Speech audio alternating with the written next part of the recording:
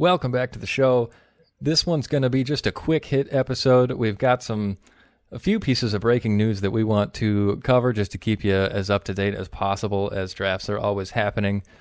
First one I want to touch on, and I'm gonna throw it to you here, Jealous. Aaron Rodgers turned down his extension offer from the Packers. As the biggest Packer fan here, how do you feel about that, and what does this mean for your fantasy outlook for Rodgers and the Packers? This comes at really, really terrible timing. As you know, we just released our last episode on the mailbag earlier on Tuesday this week, and one of the mailbag questions was, what should we do with Aaron Rodgers? And I put out a pretty strong statement saying, I don't think he's going anywhere. Do what you normally would with him. He's still got one of the best producing wide receivers in the league. Been a top 5 guy over the last couple of years, and I believe he's been, the top receiver over the last couple of years. Aaron Jones, still a touchdown monster. Plenty of red zone opportunity. Do what you would normally with him. And then that backfired pretty damn quickly. So, there's that news that came out, that the Packers wanted to make him the highest paid player in NFL history, giving him a 2-year extension, having him through 2025. That's a lot to turn down. And that really shows me that he really doesn't want to be in Green Bay. I think probably in the best interest for himself would be to restructure it, his contract. Maybe he's thinking the same way too, because it feels so unlikely at this point that he's gonna be a Packer for at least long term. But I think that his best interest would be restructure this contract just like Tom Brady did with his last year with the Pats. It was effectively a 1-year deal. I think it was a multi-year deal with a lot of voidable years, kind of helped manipulate that salary cap, that money. But what it was effectively a 1-year deal. And, one of the clauses in there is that you cannot franchise tag him. So I really think that would probably be in the best interest for both the Packers and Rodgers. I'm not exactly in love with it. I would love to see him finish his career in Green Bay, but the only skill position that that the Packers have drafted in the first round since Rodgers starting is Jordan Love, his eventual replacement. So it's not like the Packers have been the Lions. It's not like he's Matt Stafford with right. It's not like they're the Jets or the Bucks up until they finally got Brady, got a decent QB. I mean, I believe they've won 7 NFC North Division titles over the last 10 years. They've made it to, I believe, 3 NFC title games, 2 over the last 2 years, obviously. They're not always making the most splashy free agent signings, but they did go get Preston and Zadarius Smith. They did just sign Aaron Jones to that big, that new big extension. If you really look at how that contract is, how it's laid out, he's only got $15 million guaranteed, so really it's a 1-year deal, and then they can cut him pretty much after that. But regardless, Devontae, he's on his last year of the contract, but it's not like they're going to let him go. If they have to, right, they can obviously use the franchise tag on him. I don't think that's ideal, but they have that option. So, I mean, I guess I do see it both ways. With Rodgers being a little bitch and the Packers kind of being the way that they are, but Rodgers has always been a little bitch. Anybody that's ever burned him, mistreated him, anything like that, he'll just cut him out. So he's an all-time Hall of Fame quarterback and an all-time Hall of Fame grudge holder. So, after hearing this report, I guess I pretty much have to completely flip-flop what I said in that past episode, because he's one of those guys that he could hold on to it, and it's not about money. So he'll do whatever it takes to get his way. So does this downgrade all Packers skill players for you in fantasy then? Hell yeah. Okay. Josh, you're on the other side of the street on this. You're a Bears fan. Yeah, I mean, but I'm not a huge drama guy. So if I wanted drama, I'd turn on the soaps during the middle of the day. So I don't know. I mean, yeah, Aaron, I agree with Oh, you. Al. He's been a gracious me. bitch. He's been a bitch the whole time he's been a Packer, and it drives me nuts being a Bears fan. I mean, yeah, they haven't given him a lot of the skill position that he's wanted. However, he's had one of the best offensive lines his whole career. Yeah, And they I mean, always that's a shore huge up the thing too, line, for which sure. if he didn't have the skill position, I'm sure he'd be bitching about his line and wanting a better lineman. So, I mean, he's had teams that are put you in Super Bowl contention every year. So I don't really know how you can complain about that. Yeah, it would probably piss me off if you drafted your replacement when you were hoping to get a wide receiver. I mean, I think that would rightfully piss anybody off. I mean, but still, I mean, you can't go bitching about that. You just do what you can. I think at this point in time, though, the only thing you can really do is, like you had said, restructure his contract, say that we'll let you out of your contract after next year, no questions asked. You can go where you want, but you got to have one more year here because right now there's just, I mean, you trade him, they're taking a huge cap hit, and you're not going to get back what you can for him either right now. So I don't know. Yeah, I mean, huge Just, cap hit, this year for sure. yeah, It's kind of funny that you bring up the offensive line there.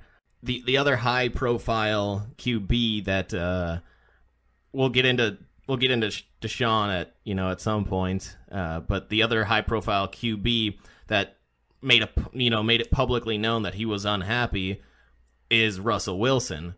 The thing about Russell Wilson, his supporting cast, at least within his skill position off players, the has charts. always been awesome. I mean, you can't complain about DK, Tyler Lockett.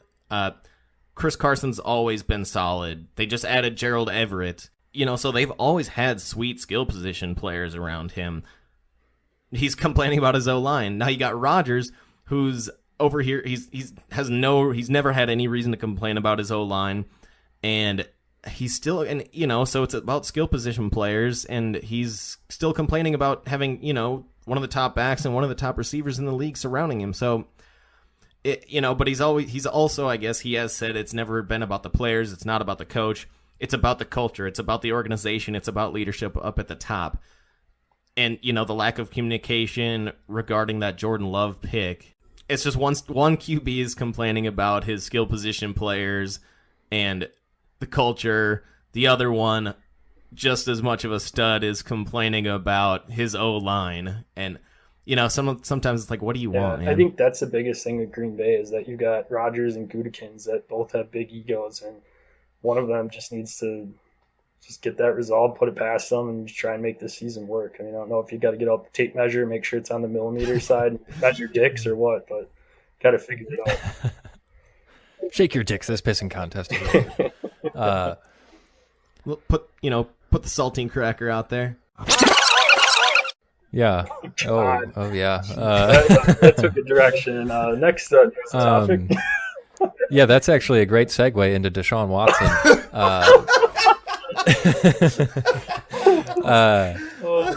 We got a thank you. We got a questionable report out of Philadelphia today from, I believe, a radio reporter, saying that there's a 90% chance that Watson gets traded to the Eagles.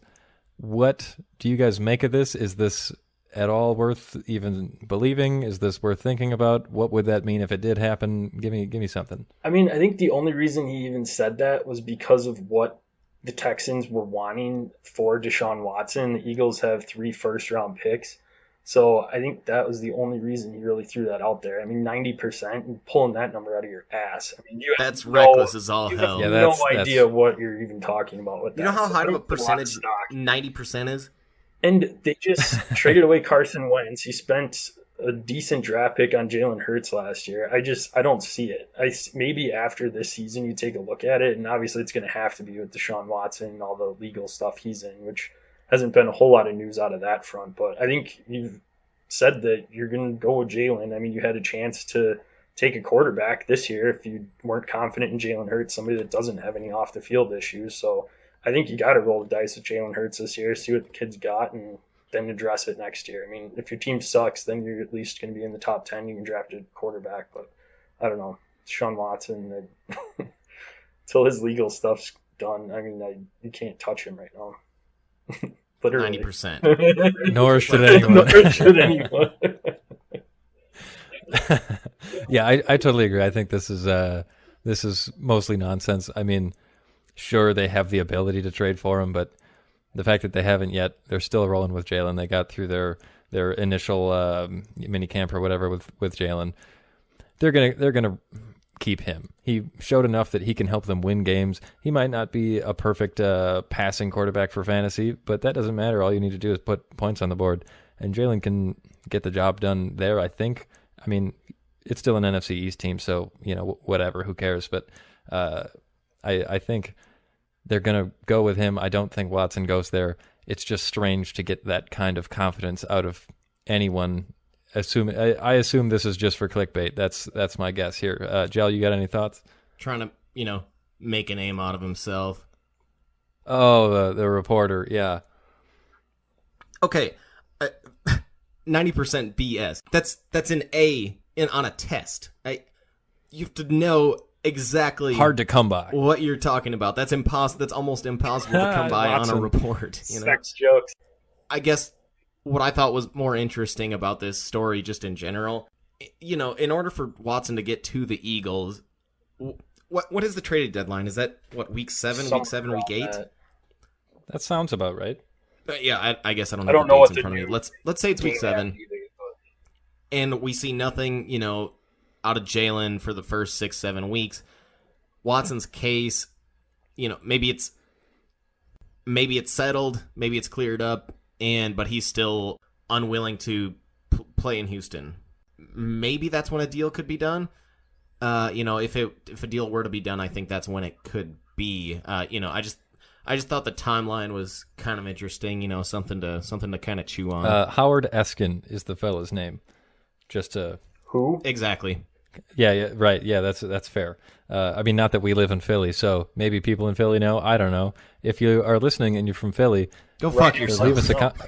Leave us DM us or add us or however socials work, and let us know if that guy's legit or if that's a blowhard and not at all real. Any other thoughts on that before we move on to our next downer of a segment? No, let's get to some more amazing news. Yeah, that's all that's coming out. This entire bundle of news is what I would deem mostly bad news, and my new wife thought it would be a good idea to call this particular segment "Bad News, Bitches." Fun fact. What up, my party people? It's your boy Jealous. I got to put in a good word for our friends over at Anchor. If you haven't heard about Anchor, it's the absolute easiest way to record a podcast. Anchor has creation tools that allows you to record and edit right from your phone, your computer, or your tablet. Easy as that.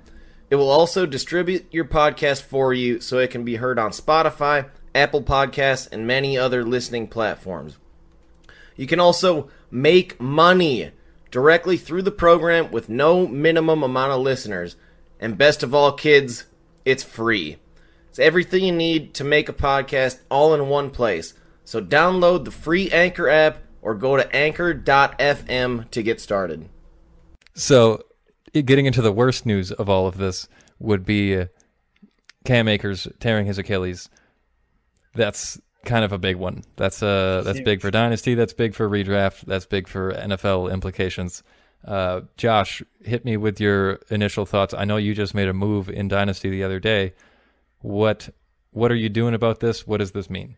Yeah, I don't have Cam Akers at all. I mean, obviously, Darrell Henderson, that's just a huge boost up, but it just puts a huge damper on the Rams. I mean, Cam Akers was such a stud. Everybody was thinking he's going to have just a monster year this year with Stafford coming in. Looked great his rookie season. So just huge news coming out of the Rams camp that they can't be happy about. Right now they've got, like I said, Darrell Henderson's third year in the league, and then they've got a rookie from last year, so his second year in the league, that he had 4 return yards last year for his stats. He was undrafted. Then we've got I think undrafted is what I saw too. 7th round rookie from this year and Funk, but no, in Dynasty I picked up Xavier Jones just on the outshot that he does something as the RB2 there. I mean, Darrell Henderson, Yeah, he's going to be great because he's the only one there right now. Two questions is, can he stay healthy? I mean, he's been injury plagued his whole career so far. And two, are they going to end up bringing somebody else in? Right now they said no, but they might just not like who's out there or what else is going on with that. But Xavier Jones was pretty solid. I mean, SMU running back, 3,400 yards, 45 touchdowns in his career. So I mean, he's somebody. Hashtag Dallas. Hashtag Dallas, the big D.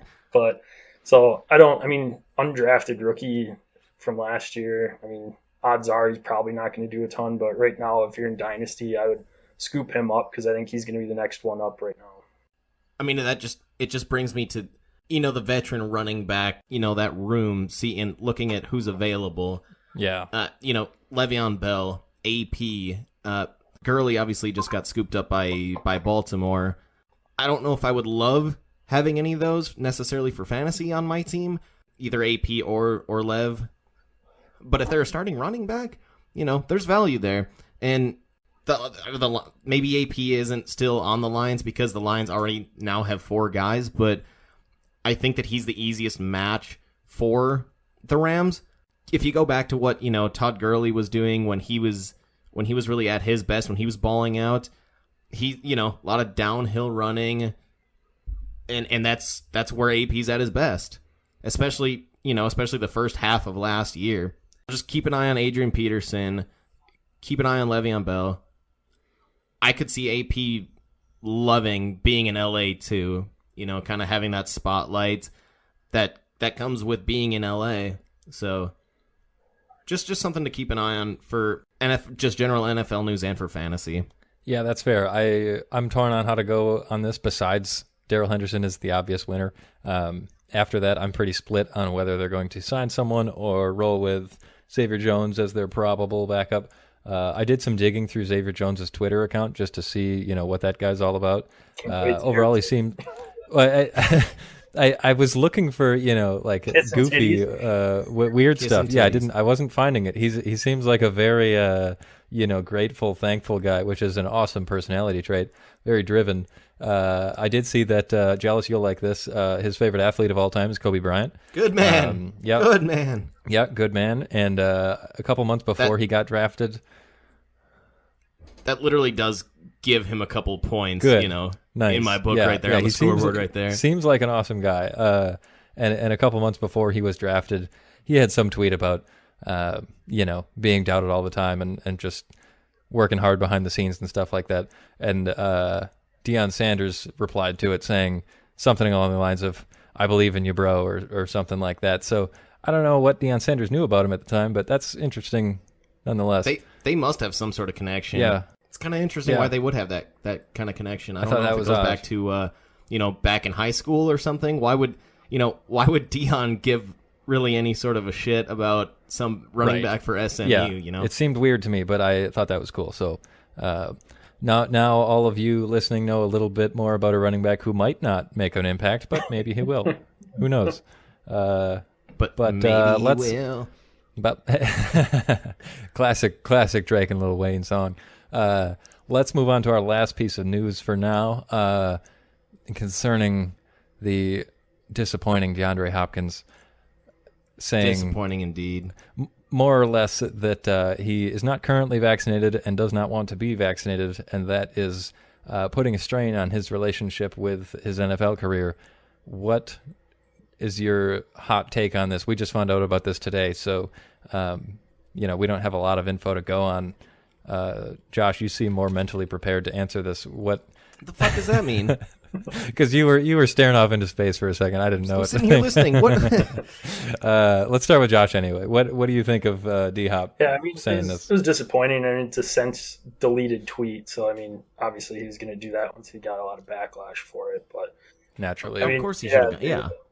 Yeah. I mean, the NFL just came out today and said that if any team has any issues with COVID, they're going to take a loss. So if they can't get it rescheduled within the 18 weeks, the NFL's not putting up with any rescheduled games or Tuesday nights or anything like that. So, I mean, it makes sense. I mean, he's saying that due to he doesn't want to put his team in jeopardy. So I get that being a team guy, but also all you have to do is just get vaccinated for that. However, I mean, if he's not there, that puts Rondell Moore into the spotlight. I mean, he's definitely going to get a lot of playing time. That's, so I mean, that's a good point. Hop's not there. I mean, Moore is going to be probably their go-to guy, I would think. I mean, AJ Green can't have too much left in the tank, but yeah, so something to watch. I don't think anything will come of it. I don't see Hopkins retiring or stepping away, but just something to keep an eye on this training camp.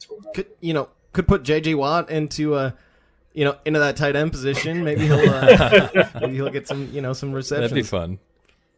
He's got a few touchdowns in his days. Those noon wild card games when it was always Tom Savage versus Alex Smith and that wild card game 3 straight years. Yeah. Fitzpatrick was in there, one of those. I don't want to get too into it because, I mean, choosing not to get vaccinated to me is, if it's, whether it's because of politics alone, well, Donald Trump got vaccinated. So if you're a Donald Trump fan and, Donald Trump knew getting vaccinated was in the best interest of his health. If you don't believe in statistics behind COVID deaths, just according to the CDC, this is a report that came out pretty recently, and it's just Texas specifically, but I'm sure it's relatively similar elsewhere. There's been approximately 9,000 deaths since February from COVID, and only 43 of them are from vaccinated people. The other 8,957 people were from non-vaccinated people. So I know, it's going back to February when the vaccine wasn't necessarily available for everyone. It wasn't as widespread as it is now. But it shows that the vaccine does work. More than 99% of deaths from COVID since March have been from unvaccinated people. So it works. I feel very comfortable myself. I know that most people at the wedding, Rick's wedding, were vaccinated. It just gives you one less thing to have to worry about. So I think it's the obvious decision that everybody should make. There's other COVID protocols out there as well. In the NFL, if your team is above an 80% vaccinated rate, you can do additional things. You're free to do additional things, like not having to test as often. You don't have to separate for meals. You don't have to separate, position groups. You can have a much more collective, practice, teamwork, team building activities. And so really it impacts, you're not only going to help your own individual health, but you're also going to help your team's success, and for yourself, to speak directly for your family. to you, DeAndre, if you have a health condition that we just don't know about, and that's why you can't get the vaccine, okay, that's fine. Just want to float that out there. There are health reasons that are very valid to not get it, and I understand that those people are out there. But if you don't have those, you should probably get the vaccine. Any last thoughts on those pieces of news before we shut this one down? Only thing that I just wanted to touch on real quick. There's this photo of Ben Roethlisberger coming out, into camp, and the report is supposed to be, wow, he looks great. He's lost a lot of weight. And, I see maybe a little bit skinnier of a face, but in a little less of a double chin. But he's still got the mad dad bod that he's always had. So my concern also with Ben, it's never been his weight. Yeah. It's just the level of dedication, particularly in the offseason, just in general. How much is he studying? Is he taking care of his body? He has one injury and he completely falls off the map. It's never been really a concern of his weight. Yeah, he's one of the most difficult guys to sack in the NFL, and part of that's that because weight I feel like that's helped him. Yeah. Yeah, good call out. I saw that update too. That was interesting. Otherwise, yeah, that'll do it for this not as quick as I thought hit of news and updates. There was a lot that happened this week, so we had to. There were 4 or 5 legit stories there. Yeah, I mean, we had to touch on all of them. Yep, glad we did. But otherwise, thanks for joining us, and we will catch you on the next one.